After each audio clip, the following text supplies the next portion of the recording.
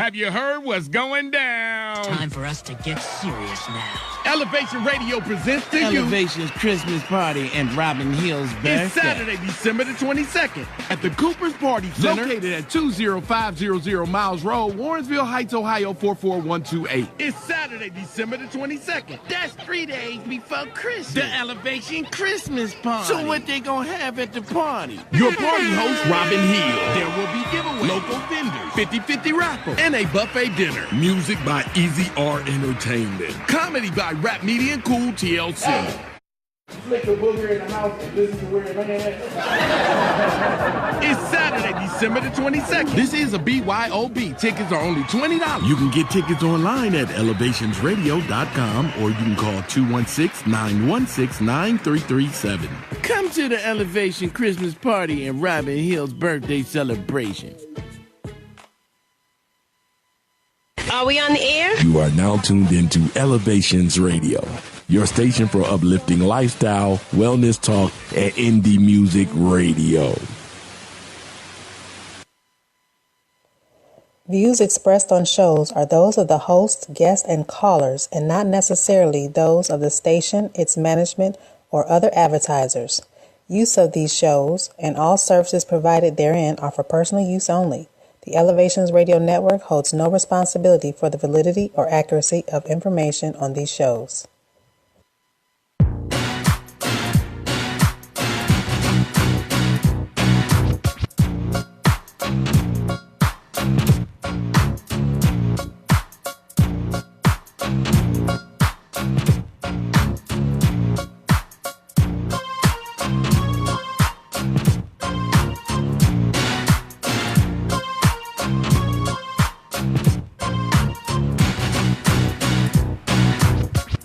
Hey fam, welcome to the Let's Be Real with Greg Van Reeves show here on elevationsradio.com, home of the best indie music you'll find online and some of the hottest talk shows on radio. I am your host, Greg Van Reeves, and this first segment of our show is brought to you by Katz Law, LLC, located at 675 Northfield Road, Bedford, Ohio, 44146. That phone number is 216-313-0501. They specialize in personal injury, employment, and corporate law, and they give you free consultation and give you continued correspondence to keep you informed of the status of your case. That's Katz Law and my man Sergi Katz Esquire when you need us most. Thank you all. I hope you all had a great holiday. Mine was okay. How was yours, Robin, my producer? My holiday was good. I hurt my back, but we got to Okay. So I believe this is Sergi. Sergi, is that you? Hey, good evening. Hey there. I apologize if it's a little bit static. I'm actually in the car driving. Oh, okay. Well, I apologize in advance. Yeah. As we do with our question of the day. Yeah. As we do every week, we have a question, a legal question that Sergi will answer for us. Now, this is one. I always thought this was lazy advice people gave me. They said in the wintertime, you shouldn't shovel your steps or your walkway because if somebody falls, you're liable. Is that true? So, as in any legal answer, there's no right or wrong answer, right? Okay. The premise stems from the legal analysis of whether somebody is negligent, right? Right. If you don't shovel your snow or your steps in Ohio, it's a common known factor that there's snow and there's ice, right? So it goes back to the theory of open and obvious. Like, hey, you're in Ohio, you should know better. Clearly, there might be ice under this snow. Right. Where the theory comes, or the advice comes, well, just don't do it, is if you do it, and you don't do it properly, so let's say you shovel your snow, but you don't put salt down. on it. Okay. Right? Right. You've taken it upon yourself to essentially do something, so the person that slips, he may have a claim or state, well, he did it, so I figured he did it right. So that's where the negligent part comes in the essence of, hey, well, if you did it, you should have done it right the right way. Because it's no longer the open and obvious. I should have known about it. he took it upon himself to shovel the snow. I figured he puts all in it as well. Okay. That's not to say you're not going to get sued if somebody slips and you didn't shovel the snow. However, there would have to show that you were negligent in doing it. And if you didn't take any action, it'd be harder to prove that you were negligent. Wow, so that's actually true then. But that only goes for residential. If you're a business, okay, you got to take care of your property. Right. Wow, I thought it made sense, right, but I'm like, no, that's just being lazy. It does. No, hey, sometimes being lazy has its advantages. I see. Well, I had to bring that up because, we got listeners all over the world, but right now here in Northeast Ohio, it's cold, it's freezing, and it's snowing. So I wanted all my listeners in the area to know. It's definitely icy. Yeah. Thank you so much, sir. You got to have a great rest of your show. Okay. Till next week. Yes, sir. All right. That was Sergi Katz of Katz Law LLC giving us our weekly legal advice.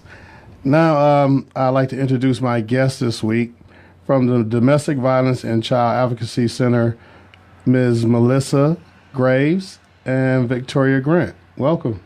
Thank you for having us. Yeah, I told them off air before the show that normally I like to keep my shows a little light and fun, but in light of some recent events, I thought it was important for us to have this domestic violence show. We've had about 5 to 6 women murdered in a 3-day period over the Thanksgiving holiday. And some of them were murdered in front of their children, which is just crazy. Those of us in Northeast Ohio, we are familiar with Aisha Mason, Aisha Frazier, school teacher in Shaker. A lot of people seen national news of Dr. Tamara O'Neal in Chicago, shot by her ex-fiance, who also killed a police officer and a bystander. Many may not know of Kashana Jeffers from Louisville, Texas. She was shot by her husband in front of her 3 children, November 22nd. We had Stephanie Valerie. She's not known. She was stabbed and killed by her husband, but her sister, Danielle Scott, was a 5-time Olympic volleyball player who was also stabbed trying to protect her. As of right now, she's still with us. But and then we had 2 sisters, 17 and 16 years old, Unique Atkins and Sierra Brown. They were stabbed and burned by one of them's, I don't know which one of them's boyfriend. That was November 17th in L.A. And this, I can't say it's gotten out of hand because it's been going on for a long time anyway. It's just to have all these happen so close together around the Thanksgiving holiday really, really kind of hit my heart. So I thought it was important to have this show, and I thank you ladies so much for being here. I'm not sure where to even start with the questions. Well, let me say this. Are there signs that as a friend, I can see and know that my friend is in danger? Absolutely. I mean, the abuser is very controlling. One of the things that the abuser wants to do, first of all, in the relationship is isolation. So if you have a friend that you have a good relationship with, or a relative, and you talk once a week, or you go out once a week, and all of a sudden this person gets a new partner, and your friend starts isolating you and saying, no, I can't do this, and always coming up with excuses, then that's a sign. The person can be very controlling, and it's very subtle. And I think the reason why it's so hard for people to understand intimate partner violence is because it's not in your face right away. So it's very subtle in the beginning. And so whereas you might think, well, that person really cares for my relative or my friend, and they're looking out for their best interest. But someone who's been trained in the dynamics of intimate partner violence will probably know that that's a controlling behavior. Just to kind of give you a short story, I have a friend, and and she was so excited about this new guy that she was dating. Okay. And I met him a couple of times, and in a couple of times I could tell, maybe it's doing this for over 20 years, but I could tell that person was abusive. And I asked her, I said, do you think they're a little controlling? No, just really care about me. 6 months later, we find out that was an abusive relationship. Wow. Yeah. And that's one thing that I know a lot of people find it difficult. Like, we think we see the signs, but how do you convince that person? I mean, how do you get them to look at it? Because they're in love. It's like new, and they're making excuses and all that. So what do we do? Like, because my first instinct is a friend of mine has a new relationship, is to back off and let that relationship grow and not interfere. But a lot of times that's probably not necessarily the right thing to do. Well, it's so complicated because as an abuser, my favorite phrase is that as an abuser, I'm a master manipulator at your perception of things. So you as the friend can see the signs, but if the relationship is new and I'm in it, I'm not paying attention to those signs. And then what you have on the other hand is you have my partner saying, well, I don't understand why Greg is all, lack of a better term, up in our mix. Right. Why is Greg, why is he worried about our relationship? And so this relationship is new to me. I've had a friendship with you a multiple of years. And so because I'm trying to establish this relationship, because this is my intimate relationship, I'm going to probably listen to my intimate partner than listen to you. Yeah. And so that's where some of the isolation starts to happen too, right? Where it's you're in this with me, and don't listen to other people. Yeah. Phone lines are open at 440-252-0518. That's 440-252-0518. I grew up in a domestic violence situation, and I can spot the signs a mile away. I've just not quite figured out a way to relay those signs to the person that I care about, like, because I know you're going to pick your partner over your, even though you've been knowing your friend for 50 years and this person for 6 months. So that's the part that really. But you said something really important, and that's what you tell your friend, the person that I care about. That's where you start the dialogue. I really care about you. Right. I'm not trying to tell you who to date, but it's because I care about you. And these are some of the things that I'm saying. I could be wrong, but I just want you to know that I care about you. I care about your well-being. And so I can hear you from a place of coming from care. And that's just a wonderful way to start the dialogue. It's because I care about you. It's not because I'm trying to get in your mix, trying to tell you who to date. It's because I genuinely care about you. And then here's the thing about that. Even if I push you away, keep giving that message. Right. I care about you. Because I know family and friends tend to get really frustrated because you give advice, you even take them in your homes, and they go back. And I understand, I get that that's frustrating. Yeah. But you just keep giving that consistent message, because what's happening in that relationship is they're getting so many inconsistent messages. Right. So if you continue to give that consistent message, I care about you and I'm here for you. I love that, Vicki. And it is don't let them cut you off. Like don't let it become a, I can't watch you do this. I can't watch you be in this situation. And don't let them cut you off. Just be that rock, that backstop. And you're scared, you're fearful for that person, you're worried about them, and it's really hard to watch, but just to keep saying, I got you, I'm here. And not, I think some people, I hope, we can have some conversation about how do you open that conversation, because coming in, like, I think you're with an abusive person, or I'm really concerned that this is not that's not always going to be the most. No, because there are a lot of us that feel like we're keeping it real, and and that's not always the right approach. Like, but let me ask you this real quick. Now, are there I don't know how to phrase this.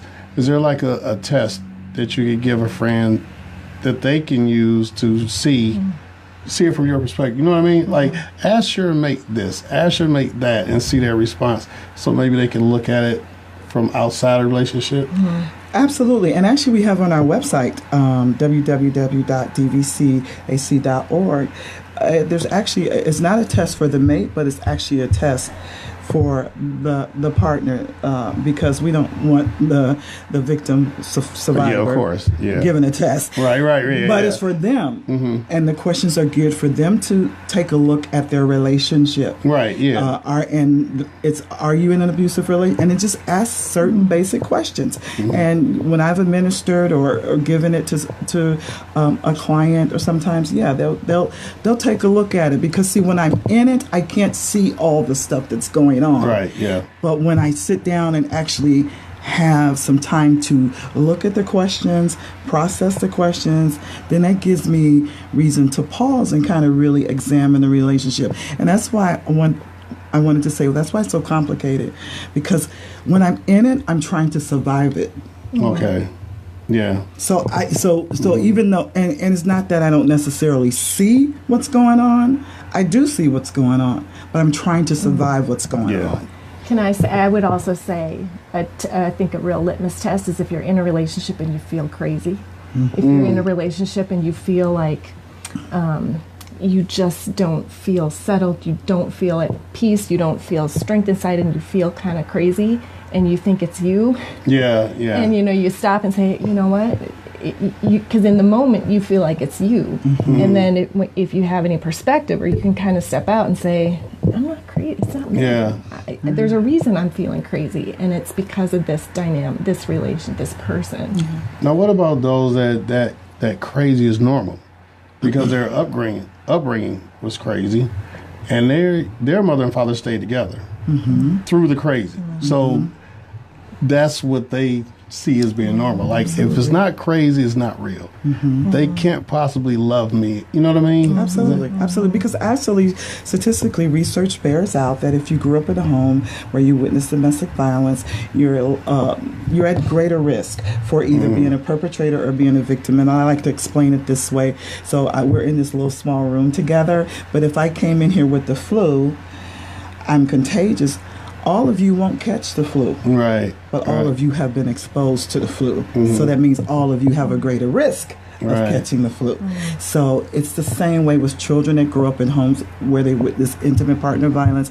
I think about, we all remember the Chris Brown Rihanna story, right? Yeah. But before that happened, I remember watching him on an interview with Oprah, and I believed him 100% when he talked about growing up in a home. I remember that. Do you remember that? Yeah, I remember saying he was so frightened he would go up under the bed and he would wet himself because he was so, and he said, I would never do that. Never. And I believed him. And 2 weeks later, we have the Rihanna incident.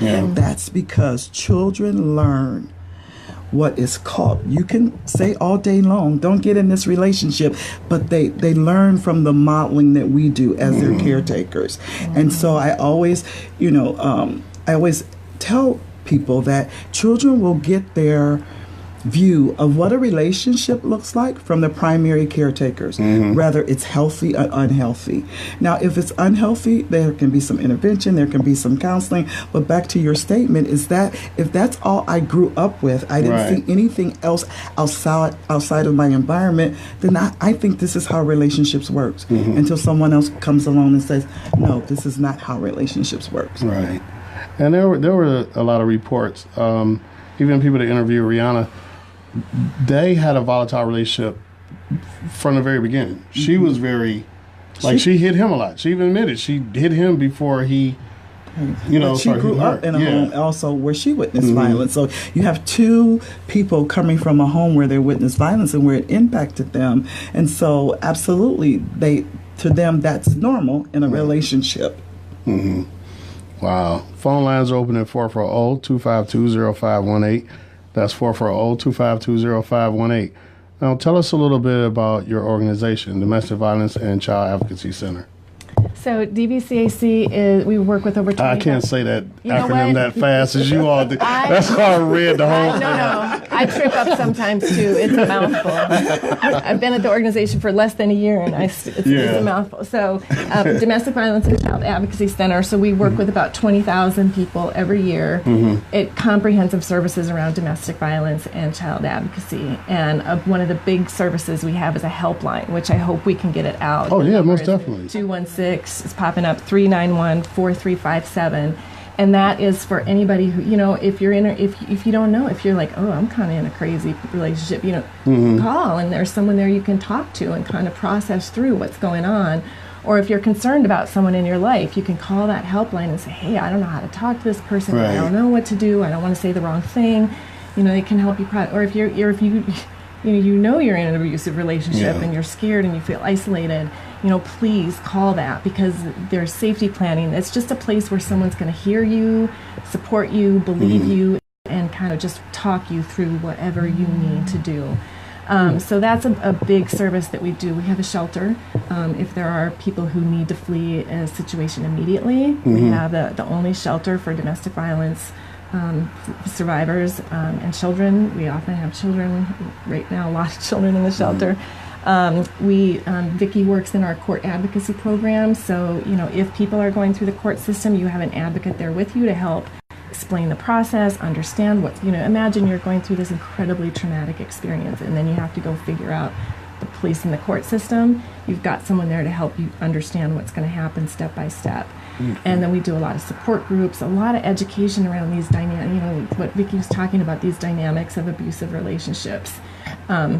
When I first started at the organization, one of the things I did early on was go shadow Vicki in the court where she works. And it's so, it was such an incredibly eye-opening experience. And Vicki said, one of the biggest questions that I get from the community, that I get from police is, why does this person go back? Why don't they just leave? Why do they keep going? Why do I have to keep going? That's the easy question. And she said, that's the number one question I get. But if you understand the dynamics of abusive relationships, you understand why that person is doing exactly what makes sense in that situation. And so I think that the more people understand that, the more people can kind of, have some compassion and some understanding of what's going on. And then, we do a lot of prevention and education programs in the community. We have a supervised visitation center. So there's a lot of things that we're doing to help people and get to better places. That's great. And I'd like to just piggyback off of what Melissa said, is that question, it's not my favorite question, and you said, yeah, that's the question. Yeah. That's why did she go back? That's the easy question for somebody that's... Right, but let's talk about that question. Why do you ask that question of her? Why is the onus put on her? Yep. Nobody's taking a look at his behavior. You're not asking, well, why is he battering? So when you ask that question, it's you once again, and I get it, society does that because we put the responsibility as a society, we put the responsibility really to make the relationship work on the female. And so when we ask that question, why are we asking her that question? We're not having dialogue with the perpetrator. And so that question makes it, me as a survivor feels like I have some ownership in my being abused, and I don't. I don't. Yeah. The ownership is strictly on the abuser. Yep. And I think we live in a time right now where we blame victims. Absolutely. And I mean, this part, the domestic violence has been going on forever, but now in 2018, we blame the victims. Every time an unarmed black man is killed, we go in his background. Oh, he was high. He was smoking weed. What? He was going to the store and was murdered. So, yeah, I think that's a big part of it. And I was thinking, we talked about this on the show before. We were talking about the dynamic of the pimp and how he isolates these women. So now they get to the point where I don't have anybody but him. Once your friend has cut you off and you're like, oh, they doing their own thing, they in a new relationship, and it's been 6, 7, 8 months, and now all of a sudden, like, wait a minute, we've never gone this long without talking. So absolutely, and at that point, they're already. Absolutely, and that's really is a very good analogy is that I, as a perpetrator, I have to isolate you from your support systems because once your support systems are gone, it's a done deal. It's that and when that happens, what usually happens is the physical violence starts to escalate. Right. When I no longer can reach out to my family, when I can't reach out to my friends, and it's a double-edged sword with that isolation. So my partner's going to isolate me, but then when the physical violence starts to happen, so now I've got bruises, I'm going to start to isolate myself because I don't want people to know what's going on. Right. So I don't want to tell you what's going on, and so that isolation is a really big key. And then we go to when I'm isolated, the only voice that I'm hearing is that of my partner, who's calling me stupid, who says I'm not a good mother, who says I can't satisfy them sexually, who says no one else would want me with these 3 children. I'm hearing all of these put downs. And so if that's the only voice that I'm hearing, I'm not getting any validation of anything positive. I'm going to start to believe those things because I'm isolated. And then when I start to believe those things, the next logical step is I start to think I deserve the abuse. Now, go back to the Chris Brown Rihanna thing for a minute. I'm thinking to myself, okay, we're talking about isolation. And when I put up advertisement for this show, I put up a picture of Tammy Terrell. I put a picture of Ike and Tina Turner. These people weren't necessarily isolated because they're famous. They're celebrities. Probably in their private life, obviously, but these people are constantly surrounded by people. So sometimes it's just, to me, just plain evil. Am I wrong? Well, yeah, and just because they were celebrities, but you were absolutely right. They were isolated. So, yeah, I'm a celebrity and the world sees me, but when I'm behind closed doors, I'm isolated. And even if people know, so it's a different level when I'm a celebrity. So even if people in my inner circle know, they might not be as quick to disclose or to try to steer me in to get some help because they don't want my fans or whatever to know that I'm going through this. So even though I might be a celebrity and you see me on television or in the movies, doesn't necessarily mean I'm still not isolated because that abuser is still controlling my every move. Right. Because I'm thinking of like the movie like What's Love Got to Do With It?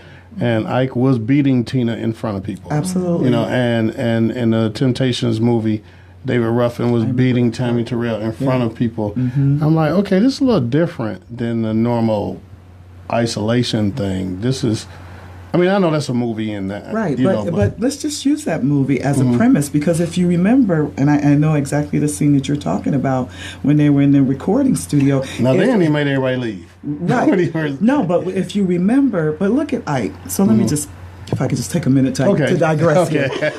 Let me. I watch and I use that movie because in that movie he is such a classic batterer. Yeah. Because Ike was the one who had the money, so they thought, and so he was the one that had the drugs. He was the one that everybody went through. So yeah, if I beat my wife in front of you, you're letting me eat free, hotels. Right. I'm living this life. I'm not going to do anything to upset that apple cart. Yeah, you know. And one of the things that I use when I facilitate domestic violence class is that when he first met her mother, and I don't know if this is true, but in the movie, when he first met her mother, what did he do? Brought her flowers. And gave her what? Some money. And then he bought her what? A house. A house, yeah. And when she got ready to leave and she went to her mom, where did he know to go? Yeah. So I'm not just going to manipulate my partners. I'm going to manipulate everybody else around me. So if you do make that decision that you want to reach out for help, and so I'm going to be able to, I've kind of made you my ally as a perpetrator. Yeah. I pulled you into my world. And so, you know, and that also makes it very difficult for victims to reach out for help because they're thinking, well, you know, because you're saying, well, he's not that way around me. Right. I don't know what you're talking about. And you make a good point because I also listed some Tyler Perry movies because he broaches that subject a lot in his movies. And then Medea's Family Reunion, where I can't think of the actress's name right now. But the mother is making the daughter stick because he's rich and she's rich. She's got her father's, so that Lynn Whitfield. I hate when I forget celebrities' names. But anyway, yeah. So, yeah, that's. I'm shaking my head. This bothers me. Phone lines open at 440-252-0518. That's 440-252-0. Wait a minute. My mind is just no. I don't even need to look at it. I know this number by heart. This bothers me. This really 440-252-0518. We are about to take a quick break, and we'll be right back with Melissa Graves and Victoria Grant of Domestic Violence and Child Advocacy Center, and I'm going to learn that acronym before the show is over with. We'll be right back. Hi, this is Nina Hunt from Los Angeles, California. I listen to Let's Be Real with Greg Dan Reeves, Thursday nights from 6 to 7 on Elevation Radio.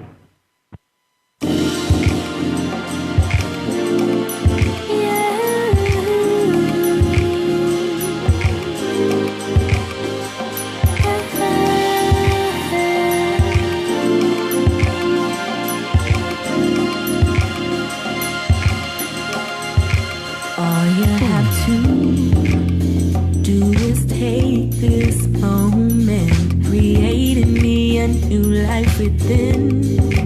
Never have to second guess this feeling. Take your time and let them in. People just wanna be happy, but they don't know how to break through. They don't know how to break through. They can't help the way they feel, but I know the truth. And it starts with you. Way down to the side, way down to the side, way down, way down, way down, way down deep inside, way down to the side, hey, way down inside, way down, way down.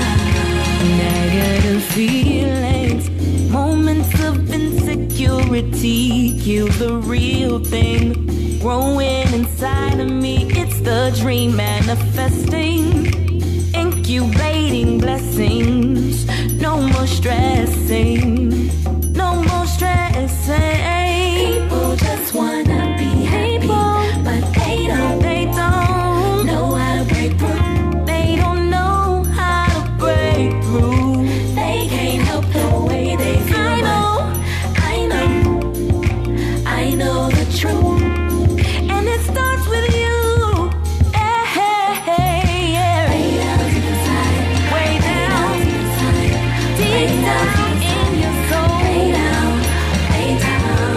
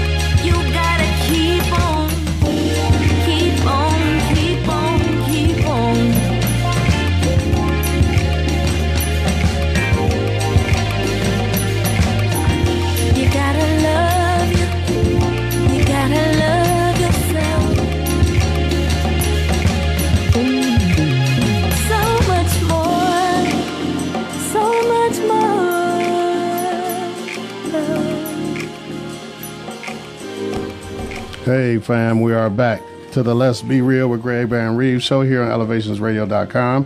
I am joined by Melissa Graves and Victoria Grant of the Domestic Violence and Child Advocacy Center. And this portion of the show is brought to you by Carl's Inn of the Barrister. I always talk about the corned beef sandwiches, but they do have other great items, appetizers like potato skins, chicken wings, chili cheese fries, soups and chilies and desserts, and all burgers are charbroiled, 100% Angus sirloin, and they are open Monday through Friday, 6:30 a.m. to 8 p.m. Yes, they do serve breakfast. Saturdays, 6:30 a.m. to 3 p.m. and Sundays, 6:30 a.m. to 1 p.m. They open late for Browns games, and you can like them on Facebook. That's Carl Inn of the Barrister. And that's, I didn't get the address. I don't even have it on here. That's bad. Anyway, it's across the street from the Justice Center on West 3rd and Lakeside. So everybody from Cleveland know where it is. Y'all done been in jail. Y'all know where it is. So anyway, we're back to talking about domestic violence. And I wanted to ask the question, the second half name of your organization is Child Advocacy Center. What is the child advocacy portion of what you all do? Great. So actually this organization, DVCAC, is the merger of two different organizations, the Domestic Violence Center and Bellflower Center for the Prevention of Child Abuse. Okay. And those two organizations really said, there's so much overlap in our missions, there's so much overlap in these issues, and they came together as one organization. And 50% in homes, 50% of homes where there's domestic violence happening, children are also being abused, and that's physical abuse. Not to mention just the effect of watching and being a part of that dynamic and witnessing the abuse in that house. Yeah. And so we're really committed to breaking cycles of abuse. And we're talking about when you have that trauma and you grow up with that violence as part of what you've known as what is normal. How do we break that cycle? And that's the child abuse prevention piece of the work that we do. So we do a lot of therapy for children who've experienced or witnessed violence. We're in the schools. We do personal safety programs in the schools, kind of talking to kids about what does it feel like to be safe? What does it feel like to not be safe? What should you do if you don't feel safe? We do a teen parenting program, really trying to do some breaking cycles before that abuse really starts, or identify it early so that there's an earlier intervention. That's great. Now, off air, I mentioned the fact that I've never hit a woman before in my life. And Victoria, I'd like for you to share with the audience your response to what I said. Yeah, so society tends to focus on the physical abuse because that's what we can see. We can see the black eyes, we can see the busted lips. And working with clients and doing this for over 20-something years, the majority of my clients have said to me that the emotional and psychological abuse is a lot more damaging than the physical because the busted lip will heal, the scars will go away. But being constantly put down, called names, told I'm worthless, even when I'm out of that relationship, I'm still playing those tapes over and over and over again in my head. So a lot of times it doesn't even escalate to physical abuse, but the psychological and emotional abuse is just as damaging as the physical abuse, and the trauma of having to deal with that type of abuse. And so I think a lot of people, like I said, the society, we can see the bruises, but you can't see a broken spirit. Right. Yeah. Wow. That was the 440-252-0518 is the phone lines. They are open. We used to talk a lot back in the day about Halle Berry and how she just seemed to keep getting these guys that abused her. And the fellas would be like, well, she must be a real B that these guys keep wanting. And I'm like, I'm not sure that's the reason. I don't know if she just if she was just attracted to those type. Did she bring it out? I mean, I don't know, what's the dynamic of that? How is it that a person just continually... That's a good question. I always get that question all the time. So let me tell you a little bit about this. So, and I'm not speaking to Halle Berry. Right, talking in general specifics here. So I'm just going to use myself. So say if I was in an abusive relationship for 5 years and I got out of abuse. Because what we need to understand in being in an abusive relationship, because I always get this, people end up in abusive relationships because they have low self-esteem. That is a myth. The low self-esteem comes because of the abuse. Right. So if I'm in an abusive relationship, I started out with 100% self-esteem. Now I get out of that abusive relationship, so maybe my self-esteem might not be, maybe down to 75%. And I end up in another one. It's not as bad as the other one. So Okay. now it's down to 50. So my point in saying all of that is that every time I end up in an abusive relationship, it erodes my self-esteem. And when my self-esteem is eroded, that affects my decision-making process. Right, So what yeah. I tell a lot of clients, when they do get out of their relationships, I kind of say it's like AA. In AA, yeah, they I have was a gonna- rule. yeah. You don't get in any relationships for about 2 years. And I say the same things to my clients because you need to heal. You need to be in a place and in a position where you can make a healthy choice about a relationship. Now that's just not, I'm not putting the blame on the victim, but because the self-esteem is so eroded, Right. I'm not in a good place to really make healthy choices about a relationship. And so, because I have clients say to me all the time, Miss Vicky, they call me Miss Vicky, do I have a flashing neon on my forehead saying, please come abuse me? I'm like, no, because you need to do the work that you need to do to deal with the trauma that you've experienced and begin that healing process so you can be in a good space to be able to make decisions about choosing a partner. Yeah. And I was thinking that as you were talking, Mike, it is kind of like an addiction almost. And I'm wondering to myself, you know how they say addicts or anybody that's addicted to something, whether it's cigarettes, whatever, you're going to quit when you're ready. They always say that. But is it the same way with a victim? I'm sure you've been ready, but Well, I want to clear up one thing because I don't want us to tag addiction and being in an Right, abusive yeah, yeah, relationship yeah. in the Yeah. same category because being in an abusive relationship is not an addiction. exactly. And so to your question, I'm going to answer your question. Yeah, I will leave when I am ready to leave, when it's safe for me to leave, and when I have There you support go. systems in place for me to leave, because that's the question. Why don't you just leave? Well, here's a little bit of statistic for you. You assume that if I leave, the abuse is going to stop. That's the assumption that you're making. You leave, well, you're good. It's all over. Well, I am at my chances of becoming murdered increases by 75% when I leave. I'm at risk for up to 2 years when I leave. So just because I leave doesn't mean the abuse is going to stop. Right. But victims and survivors do leave. I see it every day in the work that I do. But they leave when they feel safe to do so, because you as my best friend Greg, and I've been in this relationship, and you says, I got it, Vicky, here's this plan. This is what we're going to do.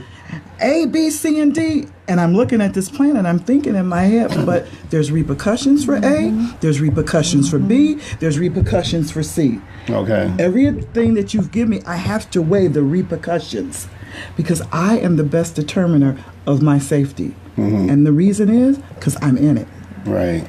So that's why we really, really encourage people to reach out to help and to really talk to people like Vicky and experts, because sometimes I think people, they want to be helpful. They want to jump in and they want to give advice. And well, if you can just leave, just get it, like it's about getting strong and leaving. And that is not always the safest advice. Right. Because it's not a safe time. And there's the safety planning and really thinking through so many different pieces. Absolutely. And trusting people who've been surviving in that relationship for months, years. They understand, what's going on in that relationship and really taking their lead on that. That's like Ms. Fraser and Dr. O'Neill. They had left. Ms. Fraser had fallen in love with somebody else and was moving on with her life. Dr. O'Neill had left, and yet and still. So, I mean, what else can you do once you do leave? Well, to prevent? can I say just one more thing about that? It's you think about the nature of the control, right? If it's a controlling dynamic, what's something that's going to trigger a response in that control when they see their person moving on? Right. And the leaving is a big danger point. But then even the moving on, that's going to trigger that control coming back in. Absolutely. A couple. Can I throw out a couple more? Sure. I'm sorry. So some of the biggest risk factors, some of the biggest danger points in domestic violence are when someone's leaving, when they've said that they're going to leave, or they're in the or it's discovered that they're trying to leave, or they're in the process of leaving, or they've just left. Absolutely the most dangerous time. If there is a firearm in the home, or if there's access to a firearm, huge red flag that could escalate to a homicide situation. Strangulation. If ever somebody puts their hands on in any way, that is a huge red flag that could be escalating to a very dangerous situation. Absolutely. Yeah, and so I agree with what Melissa said, is that control, domestic, intimate partner violence, domestic violence is about power and control. If your listeners don't remember anything else, remember it's about power and control. So if you gave the example of Fraser Mason and the other victim, I've left, and as Melissa said, I'm moving on with my life. Right. And so, but I also want to say that perpetrators are so unpredictable. Now, the perpetrating behavior is predictable, but like when they escalate or when it becomes really volatile, that's just something really hard to gauge. And that's why it's so important to continue to do that safety planning, even when I'm leaving, even when I'm out of it for a year or 2 years. And this incident with Miss Fraser Mason, you'd be surprised at the number of my former clients that Monday that emailed me, text me, because it triggered. They've been out of it for years, and they're like, I know I'm safe, but it's triggered. It's triggered, Miss Vicki. And so I had to do some more safety planning, just help them process.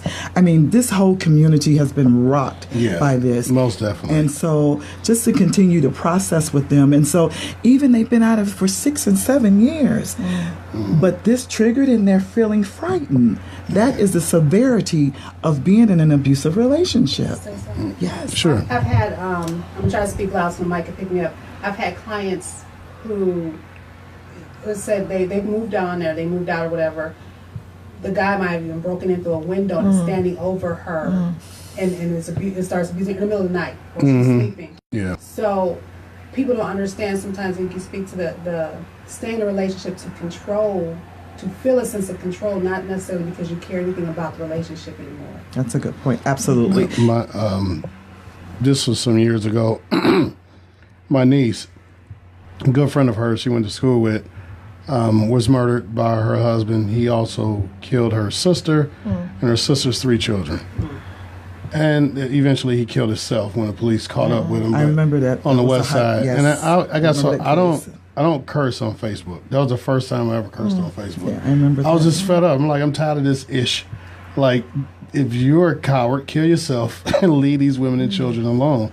I know that wasn't a proper response, but that's how I felt. I was just so angry because it was similar to this. It was just like a rash of these type of crimes happen in a short period of time, like in a 1 week period, or like 3 women murdered, and it got to me. So I remember when that happened. That was really because there was they were looking for him. I remember for like 2-3 days. 2 for 3 days. Yeah, I remember. And that. I think that's a red flag for people to be aware of. And if you're in a relationship, or if it's happening in someone that you know in their relationship, threats of suicide, threats of harming other people, or threats of suicide can be used as a control. Well, if you're gonna make me do this, I'm gonna do this.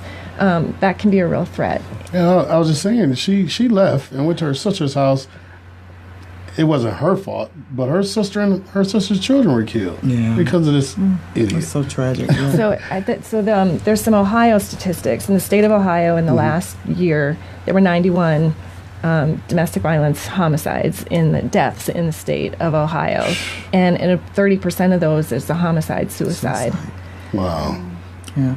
And so also what we find, and I want to talk a little bit because I work closely with law enforcement, when Melissa was talking about those statistics, and so what we know at law enforcement is that's the number one call in the city of Cleveland is a domestic violence call. It's a priority one call, but it's the most dangerous call for police officers. Yeah, I've read a lot of police officers are actually being murdered responding to domestic violence calls. I've read that. And so because it's so volatile, because they don't know what to expect, and just today, I was reading where a SWAT team had to be sent in, and it's just so volatile. And so that's why it's just so important for us as a support system to just continue to support that survivor through her process. Because I wanted to go back to, I understand the frustration of families and friends, and how many times are we going to do this dance? I get that. Yeah. But that one time that you decide not to be that support system could be that one time that you could save a life. Yeah. I've said that a million times. Like, don't call me no more. But they know if they call, I'm going to be the first one there. Yeah. That's just my frustration speaking, but I can never turn my back on a loved one in that type of situation. But since you brought up law enforcement, I want to ask your opinion about these domestic violence laws. I know they've gotten a little stronger since the OJ situation, but are they strong enough? I don't think so. Well, that's just my opinion. I don't think so either. I think, like you said, they really did increase after the OJ. Unfortunately, it took another celebrity in order to increase the domestic violence laws. So I can just... So like there's misdemeanors, first degree, which is the worst, and then you can go all the way down to a fourth degree. You can be charged with a felony, domestic violence. Actually, I had a case today, and it was charged as a felony. So, excuse me. In answering that question, I've seen things improve since I've been doing this. Because the case I had today, it's automatically charged as a felony because the victim was pregnant.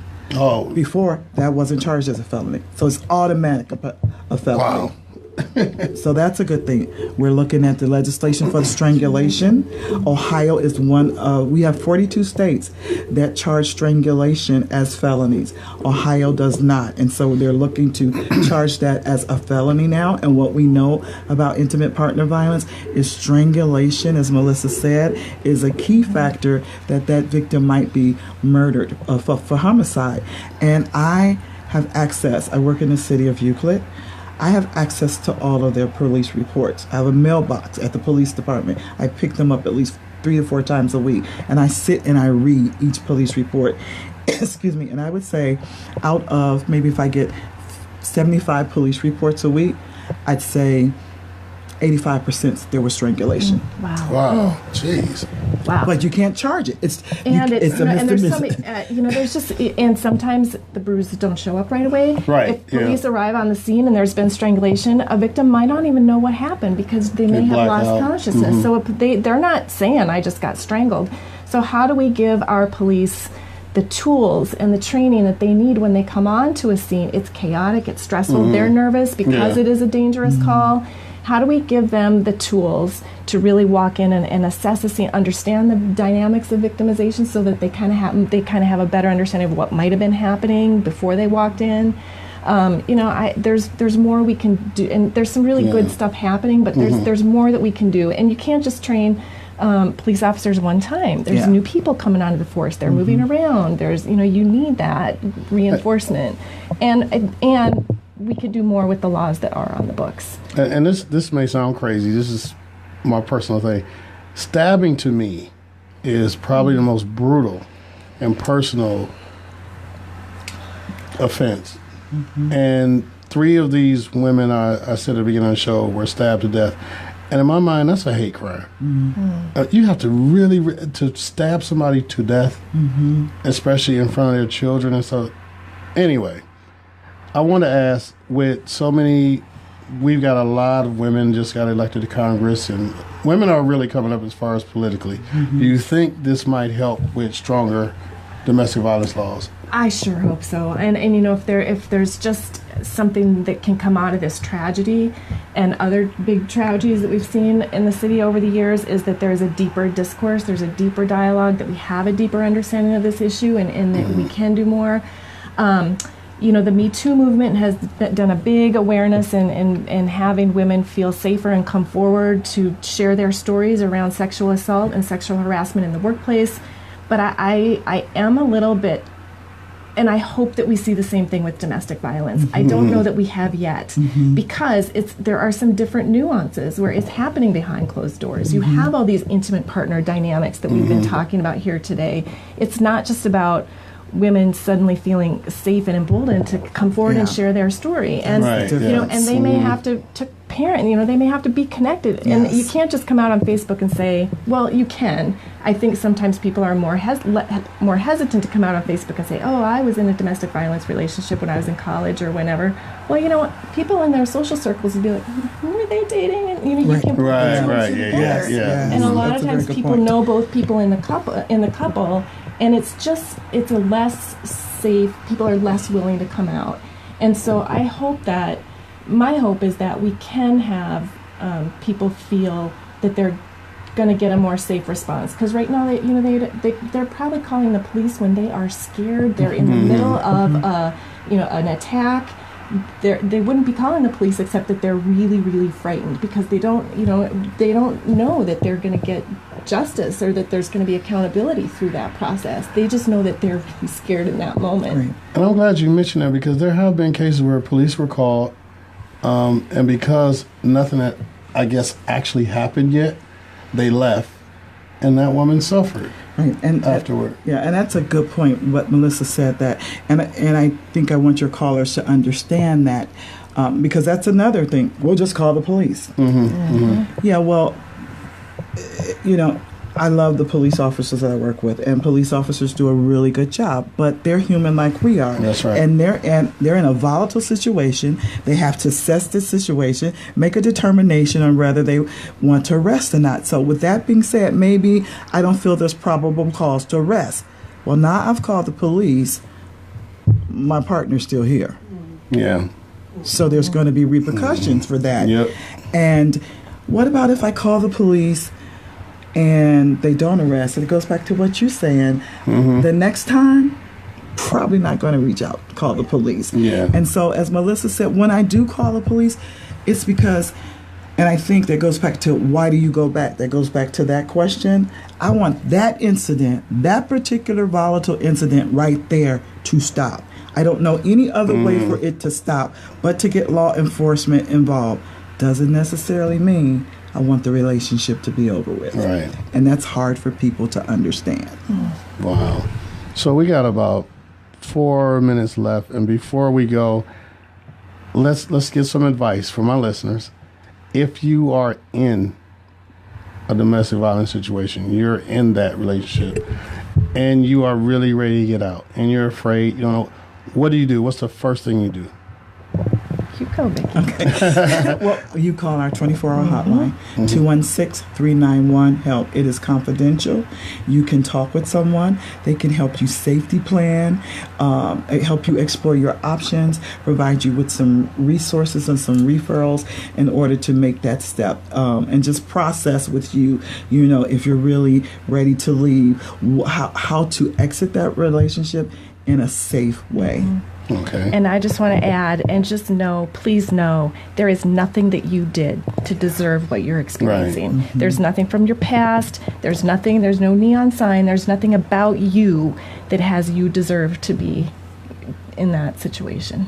Okay, say you are the abuser, and you've finally woken up and seen the damage you've caused, and you're ready to stop. What do you do? What's the first thing you do? Besides call my producer over here. Well, there are services available. I don't want to give anybody a shameless plug, but there's services available if you are really ready to stop and to change your behavior and to explore why you are an abuser. But you said something really important. You have to want to make the change. Right. Yeah. You have to want to make the change. Not because the court's saying right, exactly. There's a big difference. Yeah, that doesn't work. That does not work. But you really want to make that change. And lastly, I'm the friend on the outside. I see the signs. What do I do? You continue to support that survivor. You continue, as I said earlier, to say, I'm coming from a place because I love you and I care about you and I'm here to support you and in the process. And just to continue to let that person know that I'm going to be there for you. And you can really, if it's somebody you close with, you can have some honest dialogue. There's no sense in you trying to be fake. What if your friend is lying to you and you know they're lying? Don't worry about that. Like you say, are you okay? Yeah, girl, I'm fine. But you know they're not. And you can say, but you know what? I'm concerned. I don't, you know what? I just, you don't seem like yourself. You invite them for a girls' night out, see if they fall for it. But you can just genuinely let that person know that you're concerned and that you're not really trying to get in their business, so to say, because their trust issue is very low right now because the person who claims to love them, they can't trust. Right. So even though you may be a friend with them for 15 years, they don't know if they can trust you either. Just let them know, I'm going to support you through this process, whatever decision you make. Sometimes I have had to have honest dialogue with my clients. This danger assessment is really high. I am concerned for your safety and the safety of your children. And you can say that. And could you give that help number one more time? It's 216-391-HELP. Which is 4357. Okay. I thank you both so much for being here. Thank you for having us. I think this is a very important show, and I couldn't have did it without you. Thank you. I hope to have you back sometime. Maybe on a, I don't know, a lighter show. But thanks for being here. And we got to run. Like I always say, develop your hunger for knowledge and feed it. Pick up a book and read it. Set a goal and see it through. And always, always believe in you. Peace and love, fam. That's nice.